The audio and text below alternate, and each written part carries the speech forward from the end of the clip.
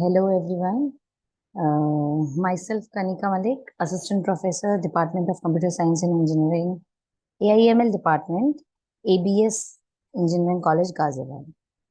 Today I am going to continue with my previous topic, that was machine learning, about machine learning. Today, friends, we'll study a very important topic of machine learning known as decision tree algorithm. So we will proceed with this algorithm. What is decision tree basically?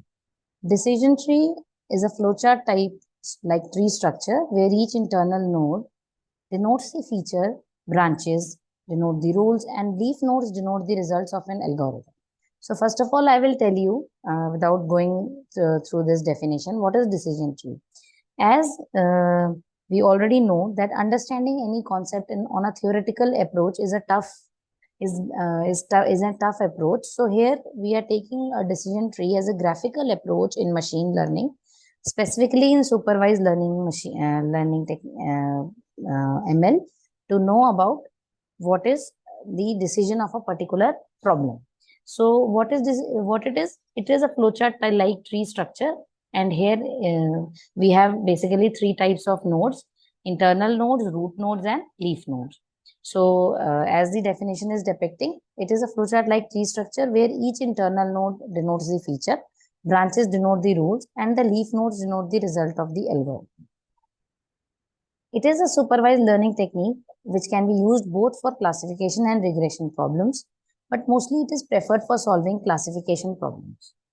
These are the key features. Later, when I come on the slide of the example, so you will get to know what are the things related to it. Okay. So what is it? It is basically a supervised learning technique. Why it is a supervised? Because we have been given already some set of features or some class labels according to which we classify our data, that whether it is true or whether it is false. For example, if I say that if I want to know the result that will today be it's a raining weather or will today it's be a sunny day. So what I will see, I will check the outside temperature, the surroundings, whether the clouds are present or not in the sky, and having these known features, I can just predict the outcome of my particular problem. So where we have got some attributes as an input already been given to us, so we can take decision tree algorithm there.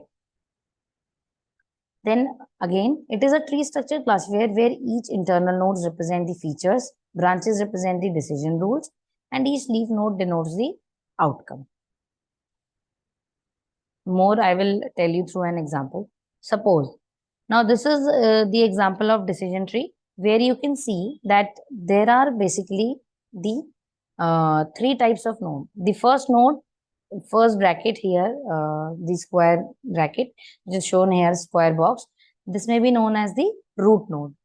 Whether we want, the topic is whether to approve a loan, means we are having a problem which will tell us whether to a particular person, can I give loan to that particular person? So what all the finance company or the bank will check? First of all, it will check whether a person is employed or not. Okay, if he or she is working or not. If he or she is working, so this is the root node. The first node is root node, and it has been given to us at what condition we will check. So this condition as it is given, so it would act as a supervisor to check. As we know all the conditions of the employed person. So then we can check the other attributes, credit score, income. So these two attributes are the these are the attributes at which we will check that whether we can do the further we can divide our tree or not, whether we can branch it or not. So these are the attributes which we can take. So these are the internal nodes, and the arrows representing here are the branches. You can see the branching or the points at which we will take the decisions. So this is an example, and then we can write either yes or no over it. For example, if a person we are checking employed, so these are the branches, these are the internal nodes, and these are the leaf nodes. As in the data structure, we have already studied about the terminology of tree. Same is the terminology of this tree. The simple difference is that here we take some additional features also.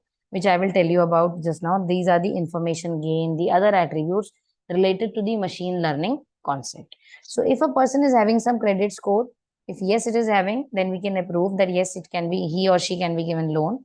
If he is not having, then it means we can't approve loan. We can't give loan to that particular person. Then again, if talking about income, if a person is having high income, so here we can write high, we can label high or whatever range we want to give, and we will then approve. Okay, we will can give the loan, and if it is not, then we will reject the loan. So since such a simple type of data structure or a flowchart type tree structure is known as decision tree, where we check it or and we can take it as it. Then going back to the terminology, I will tell you. Root node, as I already told, it is the topmost node in the tree which represents the complete data set. It is the starting point of the decision-making process. As in data structure, we study about two approaches, top-down approach and bottom-up approach. So decision tree is a top-down approach, where earlier we are taking the topmost node of the tree as a universal set or as the complete data set, to which we will branch off or we will bifurcate according to the different set of conditions. So it would be the starting point of the decision making process. Hope it is clear. Okay, so then second types of node, decision node or internal node, on the basis of which decision is made. What type of decision is there, what type, whether we will do it or not, whether we will go for this or not.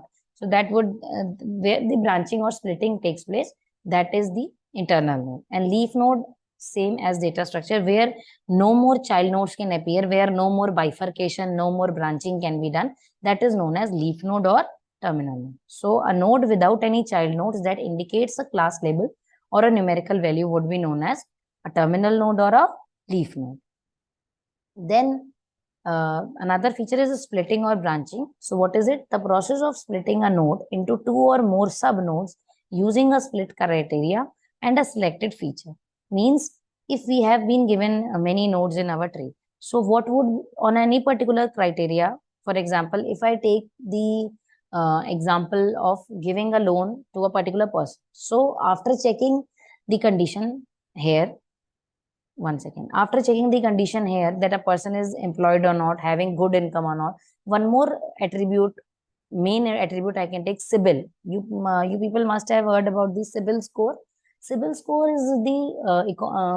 is a sort of condition which is evaluated by every bank for a person before approving or before trying to give that person loan. So CIBIL is a sort of score which increases or decreases according to the history of the person, that if he or she has taken a previous loan and not able to fulfill that loan, so that would be the CIBIL score of that particular person. So if CIBIL score is good, so he or she will get the further loans. But if the CIBIL status of that particular person is bad, that means we can't give loan to that particular person. So that can be the main attribute. Like this, we can take any attribute according to the area or the domain or of the problem we are taking.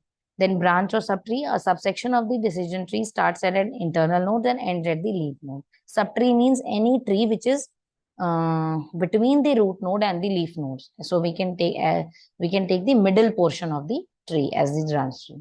Then parent node, the node that divides one or more child nodes, which can have one or more conditions to be checked on. That can be parent node. Then impurity. See, as in machine learning, we know we have some training data set, we have some test data set. So whenever we compare the values of training data set and test data set or the other input values, so we may get some difference in the value for the target value which we want. So the difference between that target variable and in the given subset of data is known as impurity. So, or you can say the degree of randomness or uncertainty in a set of examples is known as impurity. That these are the advanced features of decision tree that is need not to be discussed in detail here. Then what is the stepwise methodology? Here, what we do, as we know, as it is a top-down approach. So what we will do, we will take a root node and then we will split on that particular root node. So how we will split? We will take another methodology as known as attribute selection measure. As we have given a complete data set in the input in any of the machine learning algorithm, what we take out of those attributes, we select one attribute that would be known as the best attribute, on the basis of which the whole working would depend. So, what are these steps? And then we divide then subsets in according to those attributes. And also one more thing, it is a type of greedy approach in which we will select many number of, we have been given a set of possible values, and whatever values we see and uh, it looks like it is the best approach, we just pick it up and we don't check the outcome. So this is a greedy programming approach. About greedy programming approach, you must have studied in DA. For example, the money which we think that it is more in number or it is more in bundle, we just pick that particular bundle. So that is a greedy approach. So same approach is followed here by the decision tree. And then what are these steps? Begin the tree with the root node says S, which contains the complete data set. We will begin with the root node, and at that time it would be labeled as S. Then find the best attribute in the data set using ASM, that is attribute selection measure, the process of selecting attribute. Then we will divide our data set into subsets that contain possible values for best attributes. Then step 4, when we have divided our subsets, we have our data into various parts. So then we will generate the decision tree node that will contains the best attribute, means a node that will have the best attributes, and then further all the branching would take place according to that only. Then recursively make decision trees using the subsets of data set created in step 3. Then again we follow the same procedure on the particular nodes till the stage we reach where we cannot further classify the nodes, means we don't have any other attribute left to check down, and we have checked on every condition. For example, if we talk about the weather is sunny or not, so how you will check whether the weather is sunny or not?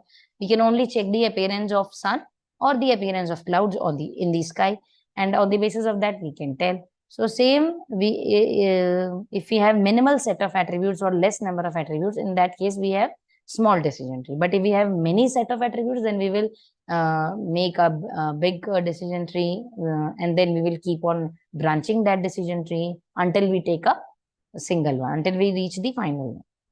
So these are the steps. So this can be come in the stepwise methodology of decision tree. Then this was the example I've earlier discussed. It is a simpler example which I have taken here. As the number of attributes are less here, only 2 attributes I have taken: credit score and income. If I keep on increasing the set of attributes, or my training data set is larger, so the decision tree would be bigger in the figure, or it would look bigger like. Then what are the advantages and disadvantages? First of all, it is a simpler approach, so it is simple to understand. Second, it is very useful for solving decision related problems, as we are using here decision tree as a graphical approach, and we always know that if we are reading something, or we are seeing any particular figure, or seeing any movie or anything picture, so it gives more clarity in our mind. So decision tree also is a interesting type of figure that helps us to gain the decision faster. Then third one is helps to think about the possible outcomes of the problem. By making a figure, we can draw all the possible outcomes, we can check for the all possible outcomes, and then we can pick up the greedy one out of it. Then fourth one is less requirement of data cleaning compared to other algorithms. So we need very less data to be, because we take on the minimum set of attributes, or we take on the best attribute, so there is no need to clean the data. Then these are the disadvantages, which includes the overfitting issues, and then if we are having many layers or many set of attributes, so that will make it a complex figure to understand. Then the third one, for more class labels, the computational complexity will be increased. If we are taking many class labels of any particular attribute, or we are marking it with many things, so that would be costlier. Okay, that would be a costlier approach, and the complexity would be more. So this was the very basic, or you can say the zero level knowledge of the decision tree. And further we can explore the decision tree in my further lectures, where I will explain any particular problem in decision tree in more detail, and also the useful approaches. These are the references I have taken.